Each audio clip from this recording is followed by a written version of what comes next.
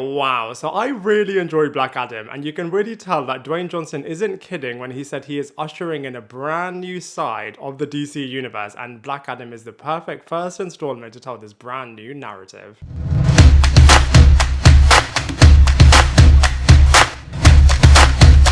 What is up, everybody? Welcome back to my channel, Lifestyle Critic. I hope you're having a brilliant day. So I was so lucky to be invited to the premiere. The London premiere of Black Adam was absolutely incredible. I'll do a separate video talking about all of the premiere stuff, but I have to talk about Black Adam in this movie, and I have to say, I love this movie. It's a true Dwayne Johnson movie. If you know of his production company, 7 Bucks Productions, then you know exactly what you're getting yourself in for, as it does feel very akin to those movies. But like I said, you can just have a blast with this film. 15 years in the making, but they were constantly prioritizing the somewhat more popular characters, namely Batman and Superman. And so it's so good that Black Adam has finally had his time to shine. I mean, yes, there are some issues with this movie. For example, it feels very 90s and does retrace certain things both from a narrative point of view and from a visuals point of view that you have seen before. But that being said, you know, this movie is super action-packed. I think it does a really good job, so much better than Justice League does in terms of balancing big, epic storylines along with the smaller, more intimate storylines as well. And of course, the thing that everybody is talking about is that the future of the DCEU is now so exciting. And like I said, I just feel like Black Adam is paving the path for that so brilliantly. And I cannot wait to break it down with you in this movie review.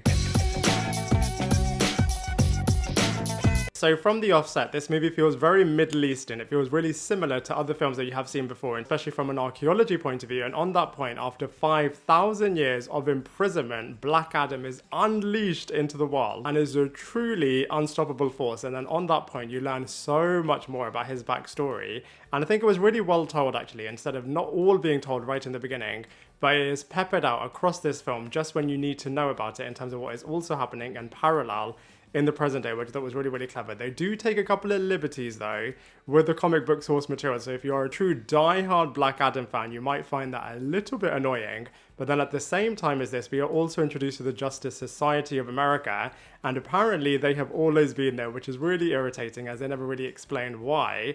Nobody has known of their existence so far, and why they weren't there to help when Darkseid and Steppenwolf were destroying the world in the first Justice League movie. But anyway, because of the fact that these two characters are now introduced, we then get to see some clashes in terms of different perspectives and different views on morality, which I think is really, really fascinating, as instinctively you would think, you know, what Black Adam is preaching is actually wrong in terms of, you know, killing people without any mercy. But then when you understand his perspectives in terms of removing the oppressors and nobody else will do this, I do think it poses a really interesting question, whereas the Justice Society of America just kind of believe, you know, nobody should be killed, nobody should have to resort to violence in terms of trying to achieve a positive ideology. So I think that aspect is really, really fascinating. And then it's also really, really interesting when these two groups, even though they are coming from different perspectives, then have to work together to defeat a common threat. Now, from a positive point of view, like I said, this movie is so action-packed. Literally every 10 minutes, there is another massive spectacle of an action sequence. And if that's your bag, you are absolutely going to love this film.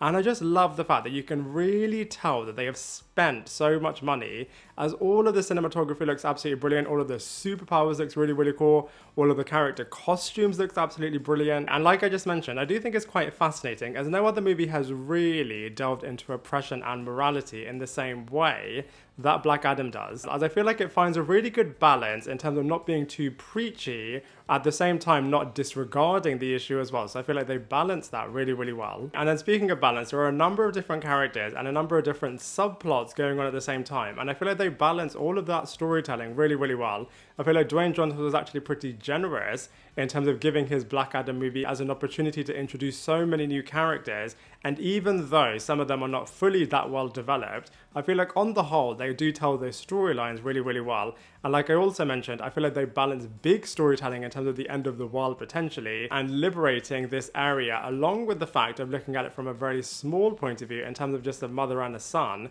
And I just feel like they balance all of that really, really well, as you really do feel connected to this family, whereas you didn't really feel that connected to a similar family in Justice League. And if you're just looking for a good popcorn flick of a film, then I feel like this is the perfect choice for you. And of course, the other thing that everybody is talking about is the post-credit scene, and I have to say it truly does live up to its hype, which is really, really brilliant. However, from a negative point of view, the source material for Black Adam is just absolutely incredible in terms of this guy being a true villain, and also his backstory is really, really disturbing as well in terms of how selfish this guy is, and they don't really look at it that much. I mean, of course he does do a lot of dark things in terms of killing people without any regard to their life at all, but I have to say Black Adam is a true villain, and I feel like they heroified the Black Adam character a little bit too much here, as he is a bit of an anti-hero in this film, but I just really feel like they could have pushed it and made it a lot more source material accurate, and really made him a lot darker, as this guy is a true villain and is a really evil guy in the comic books. And even though this movie does have a modest runtime, they do pack in quite a lot, but of course the negative to that is that, you know, do they do all of it justice, no pun intended, as it does feel like they are spreading themselves a little bit too thin. And I guess, you know, if you're not the biggest fan of Dwayne Johnson taking over the DCEU, then you may not enjoy what's to come, but I have to say, I am fully here for the Dwayne Johnson universe, and I just have to say, from a storyline point of view, I have to say Black Adam was actually really, really successful. So from a cast and characters point of view, Black Adam honestly is sensational, and the thing that I love that they didn't really push during the ad campaign is how truly diverse this movie is, as they led with the storyline and the fact that they are changing the DCEU up and the fact that they are introducing all these brand new characters. But underlying all of that is the fact that this movie is so good from a representation and diversity point of view. And I just think it's so good to see all of that on screen in such a truly spectacular way. So I have to applaud all of the cast and directors, as they did such a good job in really championing diversity in this movie. But let's go through them one by one. So first up, we have Dwayne Johnson, who was absolutely magnificent as Black Adam, absolutely truly is this character. Like I just said, they definitely could have made him a lot more comics accurate in maybe his look and his mannerisms and his behaviors and his backstory and all of that kind of stuff. But what you do get in this movie is a character that you don't necessarily see from a hero point of view, as he does do a lot of evil things in this movie, and I just love his superpowers. He is so unstoppable. You can tell that there is so much money being spent, as all of the visuals look so brilliant. Love the fact that Black Adam is levitating everywhere as he does in the animations and in the comic books. So it's really cool to see that in this live action film, and he's just a true badass. And I feel like Dwayne Johnson, because he's such a prolific actor and such a brilliant character in this movie, he interacts with all of the other characters really well and in a really different way. So I just love all of the different dimensions of Black Adam that you see in this movie, and in some ways it's a little bit of an origin storyline in terms of him coming into the modern day and then becoming Black Adam by the end of this film, which I think is really brilliant. We also have Aldis Hodge, who is really good as Hawkman. He is the leader of the Justice Society of America and mainly has the most moral battles with Black Adam, and all of their fight sequences are really cool. And I just feel like this character, along with all of them of course, visually just looks so good, and I love the mace that Hawkman has, and you get to see it in its full glory in this movie. Again, I wish they would have pushed it a little bit more, but I have to say, I feel like this character was really good. His representation from the comic books is really great too. We've also got Pierce Brosnan, James Bond himself, is finally in a superhero movie, and he does a really wicked job. Standout performance as Dr. Fate, very similar of course to Doctor Strange, which is really ironic, as in the comic books Dr. Fate came first, but of course in live action we have now come to love Doctor Strange, and in some respects I would say visually they do actually copy a lot of things that Doctor Strange is now renowned for. But that being said, I feel like Dr. Fate is really cool, and how Pierce Brosnan plays him is really good. He kind of sits in the middle in terms of morality. He is obviously siding with Hawkman, but he's not as out there as Hawkman is with that moral belief. And I just feel like, you know, all of the things that he does do in this movie is really brilliant. We've also got Quintessa Swindell playing Cyclone in this movie, a really cool character, but pretty underdeveloped. But I have to say, from a powerful moveset point of view, she's really cool. Basically like the DC's version of Storm, but they kind of depower her compared to that character.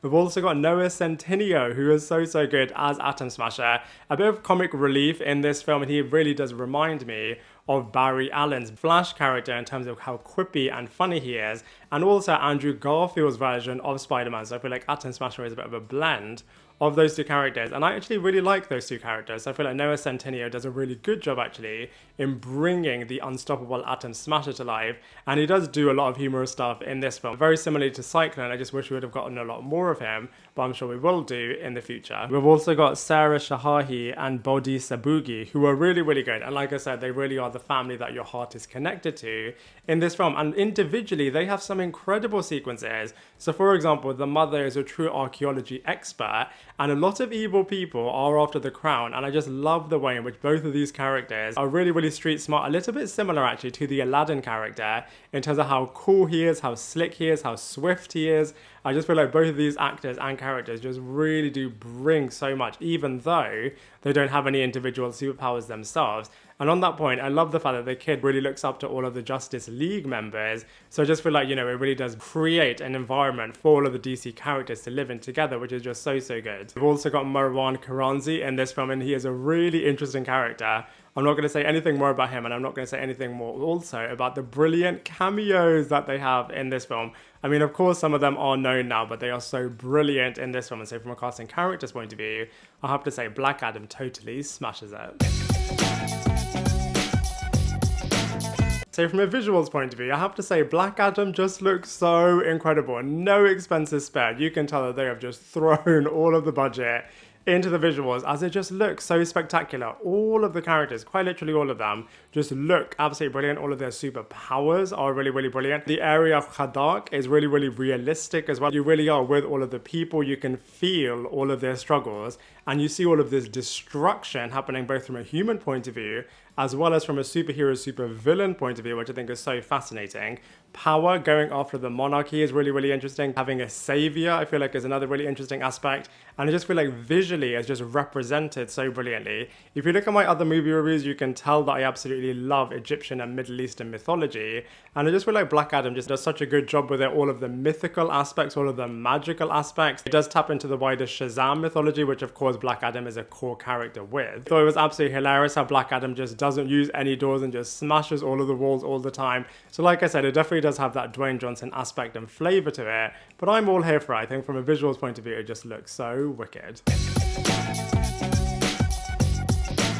So from a comparisons point of view, like I just said, it definitely feels like a Dwayne Johnson movie, and you can really tell that it's from 7 Bucks Productions, as it does feel very similar to Jumanji and to Red Notice, but also similar to what kicked off Dwayne Johnson's movie career, which is of course The Scorpion King. And I would say, you know, this movie is probably on par with Shazam. I think it's a lot stronger than Thor 4 Love and Thunder, and so much better than Gods of Egypt, but I don't think it's as good as Shang-Chi. So overall, I really, really enjoy Black Adam. I think it was such a brilliant film, and you can really tell that there are so many changes taking place in the DC world from a production point of view, as of course Walter Hamada didn't want to do any of the things that are now going to take place in the future of the DCEU. So I feel like Dwayne Johnson really has shifted all of it, and he really is the ultimate hype man, and you can really tell that he has really listened to what the fans have wanted and is now giving it to us. So I just feel like Dwayne Johnson has just done such a good job with this movie. Like I've said, you know, it's not the perfect film, but I really, really enjoyed it, and I would love to hear what you think of it. But from a ratings point of view, I'm going to give it a solid 7 out of 10. Now I'd love to hear what you thought of Black Adam, so please let me know in the comment section below. Otherwise, I look forward to seeing you in my next video.